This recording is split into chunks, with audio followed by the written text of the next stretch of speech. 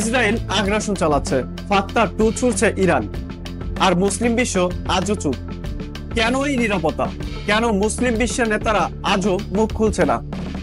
আজকের ভিডিওতে জানবো কেন মুসলিম নেতারা আজও নিঃসুপ এবং উম্মাহ আজও বিভক্ত। মুসলিম বিশ্ব এখন একক কোনো শক্তি নয়, তারা বিভক্ত রাজনৈতিকভাবে, সামরিকভাবে এবং ধর্মীয়ভাবে। সৌদি আরব আর ইরান এই দুই মুসলিম পরাশক্তি একে অপরের প্রতিপক্ষ। তুরস্ক, কাতার, মালয়েশিয়া একদিকে, সৌদি, মিশর, ইউএই অন্যদিকে। আর তাই কেউই এক হয়ে ইসরায়েলের বিরুদ্ধে কথা বলছে না।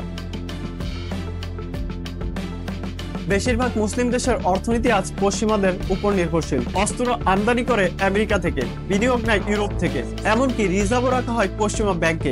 ইসরায়েলের বিরুদ্ধে মুখ খুললেই মার্কিন নিষেধাজ্ঞা, বিনিয়োগ বাতিল, এমনকি আন্তর্জাতিক চাপও আসতে পারে। এজন্যই মুসলিম দেশের নেতাদের আজ মুখ বন্ধ। ইসরায়েল শুধু একটা ছোট দেশ নয়, এটা একটা মিলিটারি পাওয়ার হাউস। তাদের সঙ্গে আছে আমেরিকার সরাসরি সমর্থন। মুসলিম দেশের অস্ত্র, প্রযুক্তি কিংবা যুদ্ধ কৌশল এখনো পিছিয়ে। তারা জানে ইসরায়েলের বিরুদ্ধে সরাসরি কিছু করতে গেলে চরম বিপর্যয় আসতে পারে। আজ উম্মাহ বিভক্ত, শিয়া, সুন্নি, আরব অনরব, আধুনিক কিংবা প্রথাগত দ্বন্দ্বে।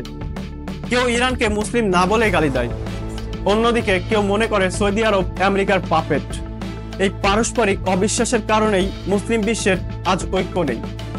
তারা শুধু দুঃখই প্রকাশ করে, কোনো পদক্ষেপ আজ পর্যন্ত নেয় না। আজও যদি মুসলিম উম্মাহ এক হতো, হয়তো গাজা চলতো না, হয়তো আরেকটি ইরাক, আরেকটি সিরিয়া তৈরি হতো না। কিন্তু আমরা কি সেই ঐক্যের দিকে যাচ্ছি, নাকি আরো বিভক্তির দিকে? বন্ধুরা, এই ভিডিওর প্রতিটি তথ্য আমরা এনেছি বাস্তব উৎস থেকে।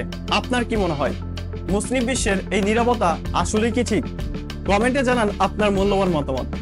আমাদের ভিডিওটি ভালো লাগলে একটি লাইক, কমেন্ট, শেয়ার এবং সাবস্ক্রাইব করতে ভুলবেন না।